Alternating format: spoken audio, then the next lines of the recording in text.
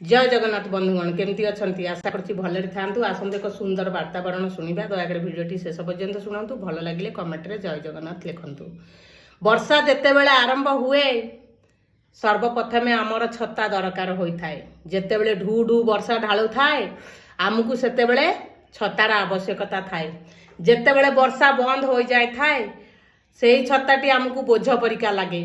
आम हाथ में जमीती आम मस्त बड़ पत्थर धरिचंती ठीक सही परी सेमिति जीवन आम जीवन आम अचानक दरकार बेले कोनोसी संपर्क खोजू बा कोनोसी कहा पाखकू साहाय्य खोजू सेतेबेले से संपर्क सरी जाए कि किछि स्वार्थपर लोकंकर मतलब शेष हो जाए थाए सेमानकू सेतेबेले आमे बोझ परी लागि थाऊ। लोक माने दरकार बेले आपण को खोजिबे किंतु तमे सेमानक पई कोन करिच ताहा सेमाने मन रखंती नाही भूली जाती। एथरक तो बुझी पारिथिबे निश्चिंत वर्षा बेले लोक मैंने छता को खोजती आ वर्षा छाड़ीगले छता से बोझ परी लगे।